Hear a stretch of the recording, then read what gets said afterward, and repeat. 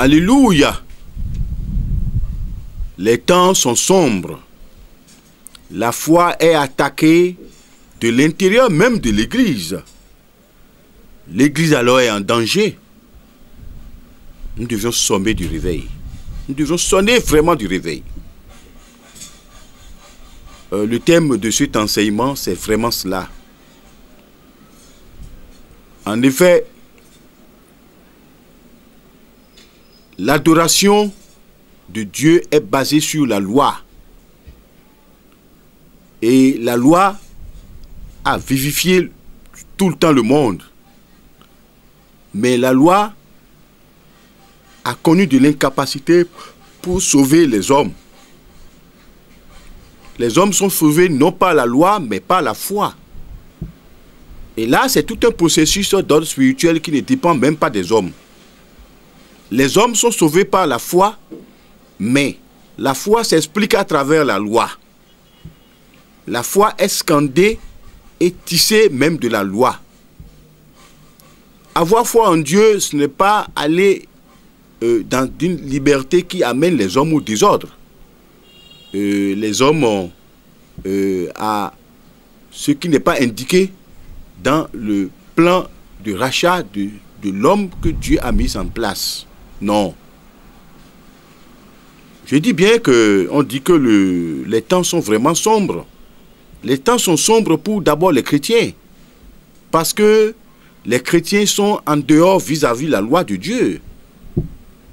Il y a plein d'églises, il y a plein de religions, il y a plein de confessions, il y a plein de doctrines, il y a plein de pensées sur la terre. Mais notre effort d'à présent, c'est de faire en sorte que nous puissions rapprocher d'abord ces pensées, ces religions, ces convictions, ces enseignements, d'abord du dessein même de Dieu. Chers téléspectateurs, bien-aimés en Christ, le texte de Lévitique était déjà arrivé pour compléter et pour renfermer des décrets d'application de la loi de Dieu contenue dans Exode 20, c'est-à-dire dans les 10 commandements confiés à Moïse. Évidemment, dans la loi de Moïse, il y avait la réalité de 10 édits de Dieu. Et ces édits de Dieu ont été clairs. Mais ces édits de Dieu ont été résumés déjà même à travers Dieu lui-même. Ben vous savez, alors que Lévitique, livre de Moïse, autant que Exode, livre de Moïse, lui était donné dans le désert sur inspiration. Dieu avait trouvé utile de réexpliquer sur le plan des lois cérémonielles et de la purification, et surtout de la purification, c'est-à-dire l'apanage des 10 commandements. C'est ce que signifie Lévitique. Les lois relatives à la pureté d'abord spirituelle, la pureté du corps et la pureté de l'esprit. Et c'est de cela qu'il s'était agi. La pureté d'abord de la conscience aussi est passée par là. Donc le test de support dans Lévitique 19, et des versets 16 jusqu'à 18, a été toujours indiqué pour pouvoir nous faire apostropher ce côté de l'enseignement. Écoutez, dans Lévitique 19, 16 à 18, Dieu, en matière d'enseignement sur le comportement des hommes, la purification, a apostrophé 4 grands pôles. Le premier pôle, c'est que les enfants d'Israël sont restés dans la calomnie vis-à-vis d'abord des leurs. Oui. Mais comment veulent-ils purifier leur corps selon les règles de Lévitique tout en restant dans la calomnie, dans les fausses paroles? C'est ce qu'on trouvait en Israël. Ben, le deuxième apanage, le deuxième pôle d'enseignement à partir de Lévitique, plus précisément des versets 16 à 18, est passé par le sang, la question du sang. D'abord, les mecs sont gantés du sang. Ils sont dans la violence. Les enfants d'Israël sont restés dans la violence alors qu'ils disent qu'ils sont des enfants de Dieu. Mais, au troisième pôle, les enfants d'Israël sont restés d'abord dans l'esprit de vengeance permanente contre leurs ennemis. Contre les ennemis au sein même des enfants d'Israël. C'est-à-dire personne n'aimait l'autre. La cupidité, la ruse est restée dans les comportements des enfants d'Israël. Et Dieu dit non, vous ne pouvez pas être sanctifiés tout en restant dans la violence, tout en restant dans le défaut d'amour. Et voilà, c'est-à-dire c'est des armes que Satan a utilisées pour distraire les enfants d'Israël, pour les détourner de la voie de Dieu. Le quatrième pôle d'enseignement que nous devions découvrir à travers ce test, c'est que le Lévitique a prêché l'amour du prochain. L'amour entre les enfants d'Israël. Et je disais tantôt que les 10 commandements qui sont donnés à Moïse ne sont même pas pour les enfants d'Israël seuls. C'est une loi générale pour l'humanité future à ce temps. Pour l'humanité entière. Parce que toutes les législations qui régissent le monde aujourd'hui, c'est-à-dire sont parties de cette loi-là, de cette loi de Moïse. Dans quel pays on a permis aux gens de voler? Dans quel pays on a permis aux gens de mentir? Dans quel pays, dans toute quelle législation on a permis aux gens d'abord d'être impurs vis-à-vis de leur corps par l'adultère? Non. Donc toutes ces lois. Dans quel pays on a demandé aux gens de convoiter? Ou des escrocs convoitent les biens des autres. Des arnaqueurs doivent convoiter les gens des autres. La cybercriminalité doit quand même être de mise au niveau des coutumes des nations. Non. La loi de Moïse est la loi de tout le monde.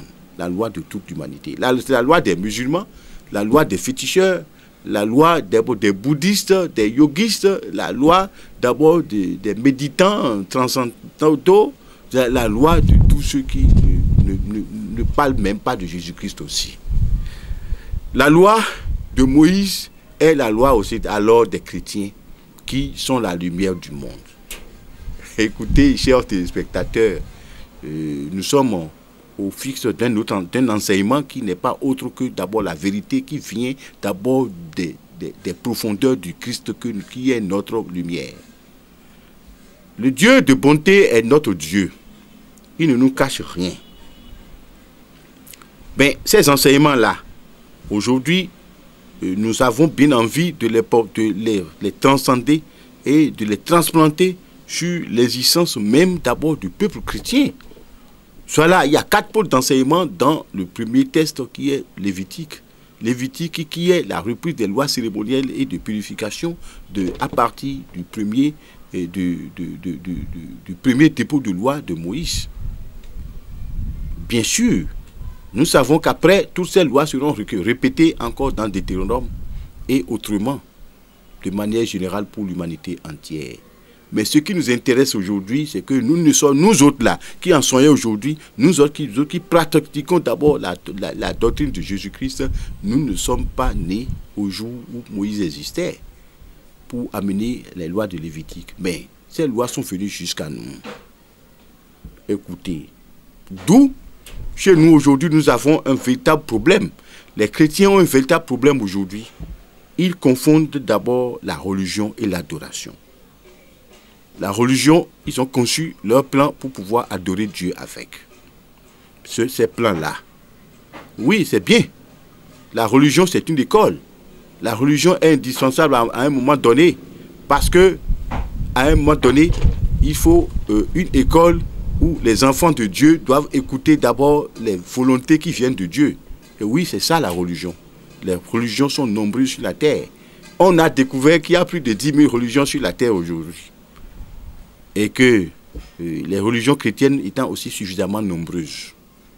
Mais Jésus-Christ est resté unique et uniforme sur toute la ligne.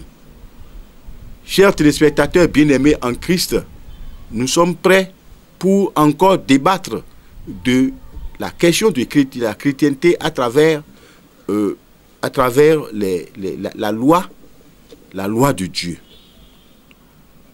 Et là, nous avons encore le temps et puis nous continuons de constater que tous les comportements des hommes qui sont des bons dieux disants ou des bons dieux disards, tous ces comportements de ces hommes-là, c'est-à-dire ils sont ancrés dans la religion. Et puis, dans la religion a ses réels côtés. D'abord, le personnalisme, l'hypocrisie. Et puis, la religion va jusqu'à boucher les hommes face à la volonté totale de Dieu, qui est que les hommes seront sauvés par Jésus-Christ à travers sa venue sur terre. Oui, Jésus-Christ dit être présent dans toutes les philosophies des nations, des peuples de la terre. Oui, mais Jésus-Christ n'est vraiment pas compris. Et est-ce que les gens ont compris Jésus-Christ? Compris le but même de la venue de Jésus-Christ sur terre? Et c'est une question fondamentale qui demeure posée. Je disais que la religion est là, mais l'adoration c'est autre chose. Dieu a lui son dessein selon lequel tout le monde doit l'adorer. Ce n'est pas qu'on doit être là à réfléchir dans la maison de Dieu. C'est-à-dire les hommes n'ont pour rôle que d'adorer Dieu. Et ça s'arrête là. S'ils adorent Dieu, ils sont d'abord dans la grandeur de Dieu, ils seront sauvés. Mais Dieu nous a montré d'abord un indicateur, l'indicateur véritable c'est Jésus-Christ. On pouvait dire que nous sommes fanatiques, mais nous ne sommes pas fanatiques. Nous sommes réfléchis dans la connaissance de la gloire de Dieu. C'est-à-dire, vous n'êtes pas dans Jésus-Christ, dans l'enseignement de Jésus-Christ, c'est-à-dire que vous n'êtes pas sauvés, vous ne serez pas sauvés. Et puis là, nous allons venir au deuxième test de notre méditation qui se retrouve dans Matthieu 23, et qui continue à partir des versets 25, 23, et 23, 25 et jusqu'au 27, par exemple. Et ça nous dit, Jésus-Christ, en voulant dissocier la religion d'abord des coutumes religieuses du monde, a dit ceci contre les pharisiens. Mais il disait, mais les pharisiens, déjà, en Matthieu 23, verset 1 et suivant, il dit, les pharisiens et les scribes sont assis dans la chair de Moïse. Faites tout ce qu'ils vous disent, mais ne faites pas selon leurs œuvres, car ils disent, ils ne le font pas. Bon, les grands religieux de la terre ont leur philosophie, mais est-ce que ces philosophies d'abord répondent toujours d'abord de la grandeur de Dieu? Ben non. Ça dit non et non. Ça dit, ces philosophies, c'est eux-mêmes, ils ont leur doctrine. Mais la chrétienté, c'est une doctrine unique. Et Paul a été clair là-dessus. Là, ça dit, mais l'un dit je suis de Pierre, l'autre dit je suis d'Apollos, l'autre dit je suis de Paul. Mais qui sont ceux-là? Ceux-là sont des serviteurs du même Christ. Et puis voilà, le monde religieux est devenu pervers. Et là, les coutumes religieuses d'abord font bloc devant la connaissance de la grandeur de Dieu. Et c'est pour cela que Jésus-Christ a dit aux pharisiens, devant le peuple, il disait, mais écoutez, malheur à vous, pharisiens et scribes, parce que vous détenez, vous parlez de la dîme. Vous parlez de la dîme de cubain, de menthe, et vous êtes là d'abord dans la coutume. Mais la religiosité même est ailleurs, parce que vous ne connaissez pas la grandeur du Christ. Vous ne connaissez pas la volonté de Dieu. Vous devez pratiquer la volonté de Dieu. Mais lorsqu'il parlait de la coupe, que les pharisiens nettoient la coupe d'abord de l'extérieur et que de l'intérieur est sale, ben ce n'est pas seulement qu'il était en train de les sermonner, c'est que les pharisiens, ça dit, ils font tout pour être vus des hommes. Ils font tout pour être vus des hommes. Dans les religions, dans leur diversité, ça dit, tout se passe comme si c'est les hommes qu'on devrait gérer. Et non d'abord la volonté de Dieu qui soit se placer dans les hommes. Ben, il est allé jusqu'à dire au verset 27 de Matthieu 23 que les pharisiens, donc les religieux, sont comme des sépultures. Ben, vous savez, quand vous voyez une belle sépulture, une tombe bien façonnée avec des monuments, des tombeaux là-dessus, mais qu'est-ce qu'il y a dedans? Mais c'est rien que des os. c'est rien que de la pourriture, les derniers déchets de l'homme. Et voilà, et c'est ça, c'est-à-dire qu'ils ignorent. Déjà, la véritable religion, c'est-à-dire ce n'est pas ça, ce n'est pas ce que les hommes du monde pratiquent. C'est-à-dire la véritable religion, à partir de Matthieu chapitre 2, 3, est claire. C'est-à-dire c'est la véritable religion passe par la repentance des âmes, la repentance de l'homme, la remise en cause de l'homme, la justice de Dieu. C'est-à-dire que ce n'est pas la richesse en esprit, non, c'est la pauvreté en esprit. Heureux les pauvres en esprit, car le royaume des cieux est à eux. Écoutez, et les gens sont là, et tout l'appareil de la religion ignore tout de Dieu, et ils sont en train d'enseigner autre chose en dehors d'abord de la grandeur même de Dieu. Ils enseignent leur philosophie, ils enseignent leurs coutumes, ils enseignent leurs convictions, ils enseignent leur sagesse. Mais Dieu n'est pas là, Dieu n'est pas dans ça. Dieu, lui, il est dans la grâce. Et c'est cette grâce qui mérite d'être enseignée, c'est cette grâce qui mérite d'être développée. Développée d'abord aux yeux de l'humanité. La grâce qui se place en Jésus-Christ. La grâce qui vient de Jésus-Christ, parce que les hommes n'ont aucun effort, d'abord intellectuel, c'est-à-dire psychique, physique, même à faire pour pouvoir être sauvés. Ils seront sauvés lorsqu'ils vont rentrer dans l'adoration de Dieu et non dans la religion. Dieu de bonté, tu es un Dieu vrai, tu es notre Dieu, le Dieu qui nous a permis d'enseigner ces choses-là. Que la coutume des nations ne prime pas sur la grandeur de toi, notre Dieu. Et puis là, nous serons sauvés par la grâce de Dieu. Mais est-ce que nous allions végéter dans les coutumes du monde qui sont des coutumes de péché pour que la grâce abonde? Et Paul l'a enseigné par le signe de le chemin de la doctrine dans Romains chapitre 6, versets 1 et 2. C'est-à-dire, demeurerions-nous dans le péché afin que la grâce abonde? Mais vous voulez que la grâce de Dieu abonde sur vos vies? Oui, je veux bien savoir cela. Mais est-ce que vous allez demeurer d'abord loin de la connaissance de la gloire de Dieu pour bénéficier de ces choses-là? Nous avons connu dans le monde de grandes coutumes, de grandes philosophies, mais qui au jour le jour ont disparu. Mais Dieu n'est pas dans une philosophie. Mais Jésus-Christ n'est pas dans une doctrine qui est là comme une doctrine périssable.